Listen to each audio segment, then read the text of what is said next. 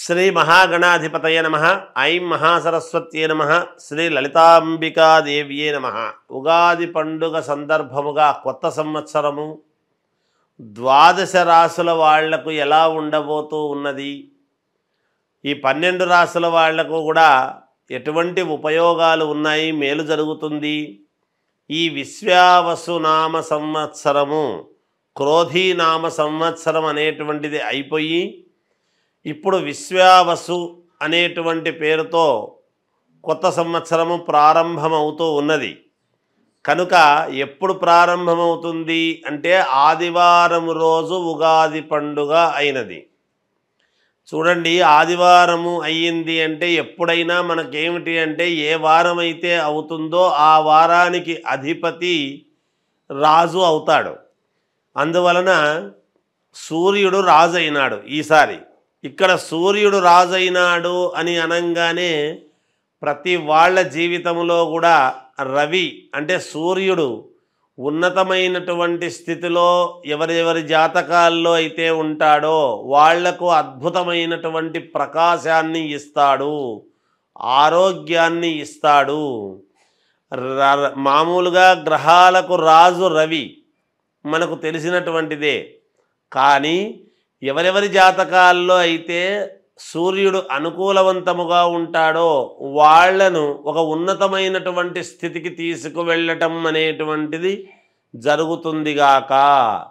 కాబట్టి ఇవి రాసులు అని చెప్పటం అనేటువంటిది సామాన్యముగా ప్రతిసారి చెప్పినట్టుగానే చెబుతాం. ఎవరు ఆందోళన చెందాల్సినటువంటి పనేమీ లేదు. నిజానికి అందరికీ అద్భుతముగానే ఉంటుంది. చిన్న చిన్న ఏవో దోషాలు అవి ఇవి ఉంటే కాస్త పరిహారాలు అనేటువంటివి సర్వ సామాన్యమైనటువంటి విషయమే కదా. అందువలన ఎవరెవరైతే వాళ్ళ లగ్నాన్ని బట్టి, ముందు లగ్నం అనేటువంటిది చాలా అవసరం. ఎప్పుడు కూడా ఏ లగ్నములో పుట్టాము, లగ్నానికి ద్వితీయంలో ఎటువంటి గ్రహాలు ఉన్నాయి, ఇవన్నీ కూడా చాలా చూసుకోవాల్సినటువంటి అవసరం ఏర్పడుతుంది.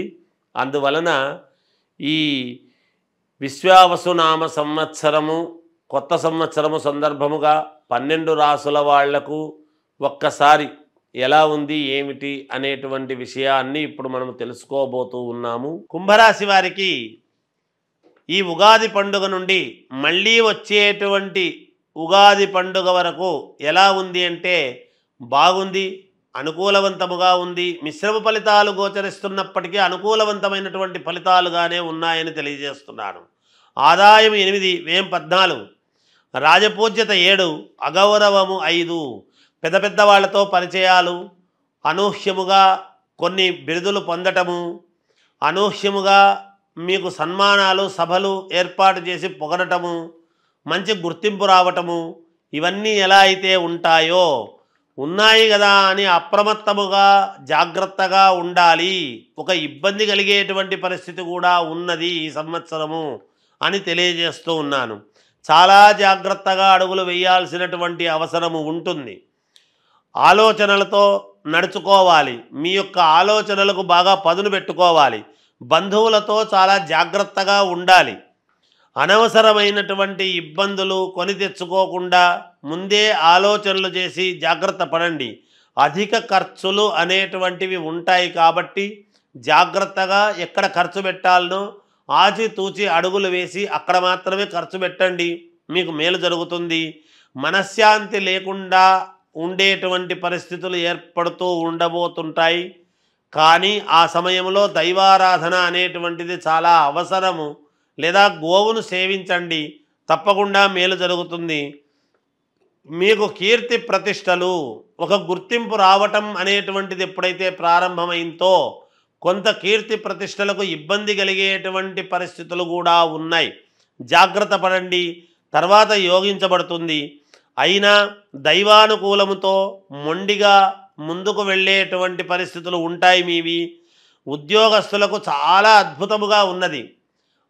లేదా ఈ స్థానము మారి ఇంకో స్థానంలోకి వెళ్ళటము కానీ, లేదా ప్యాకేజీలు పెరగటము కానీ, లేదా మీరు ఉన్నతమైనటువంటి స్థానంలోకి మీరే వెళ్ళటము కానీ, స్థాన చలనం అనేటువంటిది ఉంటూ యోగం వైపు మీ యొక్క నడక ఉండబోతున్నది.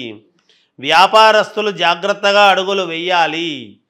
వ్యాపారం ఎలా అయితే అలా మొదలుపెట్టి ఎలా బుద్ధి పుడితే అలా చేస్తాము అంటే కుదరదు. జాగ్రత్తగా చేయండి, డబ్బులు వస్తాయి. పోలీసులకు, డాక్టర్లకు చాలా యోగవంతమైనటువంటి కాలం. అధికముగా శ్రమ అనేటువంటిది ఉంటుంది. శ్రమపడండి, తగిన ఆదాయాన్ని పొందండి. విదేశాలకు వెళ్ళేటువంటి వాళ్ళు వెళ్ళవచ్చును, అక్కడే వ్యాపారాలు చేయొచ్చు, చదువుకోవచ్చు, ఏ రకంగానైనా అక్కడికి వెళ్ళాలంటే వెళ్ళవచ్చును. కుటుంబంలో చిన్న చిన్న ఇబ్బందులు, చికాకులు అనేటువంటివి సర్వసాధారణం. అయితే అవన్నీ ఒక కొలిక్కి వస్తాయి. తప్పకుండా మేలు జరుగుతుంది, విజయం సాధిస్తారు. సినిమా రంగంలో ఉండేటువంటి వాళ్లకు, రాజకీయ రంగంలో ఉండేటువంటి వాళ్లకు, అలాగే కళాకారులకు, ముఖ్యముగా రైతులకు అందరికీ కూడా జాగ్రత్తగా అడుగులు వేయండి, లాభాలు పొందండి, మేలు జరుగుతుంది. 12 రాశుల వాళ్లకు కూడా అంటే మేషము నుండి మీనరాశి వరకు కూడా మీ జాతకపరంగా ఏదైనా లోపాలు ఉంటే చేసుకునేది చేసుకుంటూ విశ్వావసునామ సంవత్సరములో మీరు ఎటువంటి పరిహారాలు చేసుకుంటే మేలు జరుగుతుంది అని గనక అనుకున్నాము అంటే, గోవుకు అంటే ఆవులు ఉంటాయి, ఆవులో 33 కోట్ల దేవతలు ఉన్నారు అనేటువంటిది ప్రతీక అందరికీ తెలిసినటువంటి విషయమే. ఈ గోవుకు ఏం చేయాలి అంటే మంగళవారము, గురువారము ఈ 2 వారాలు మీరు గోమాత దగ్గరికి వెళ్ళి ఆ గోవుకు ఎడమవైపు ఉన్నటువంటి కొమ్ముకు మాత్రమే పసుపు పట్టించి కుంకుమ పెట్టి మీరు 9 ప్రదక్షిణలు చేసి ఆ గోవు తోకతో పుచ్చముతో మీ యొక్క తల మీద కొట్టుకొని రండి. ఇలా ఒక 7 సార్లు చెయ్యండి. రోజు వారం పొడవునా కాదు, ఈ సంవత్సరము పొడవులో 7 సార్లు చేస్తే చాలు, ఈ సంవత్సరానికి అంతా కూడా కలిపి. లేదా ఈ ఉగాది పండుగ అయిన నెలలోనే 7 సార్లు చేసుకున్నారు అంటే కూడా సంవత్సరం అంతా పని చేస్తుంది. అది కూడా కాదా అంటే ఓ శ్రావణ మాసమో, కార్తీక మాసమో ఇలాంటి మంచి మంచి మాసాల్లో చేస్తాము 1-2 సార్లు అనుకొని అలా చేసుకున్న పుణ్యఫలమే.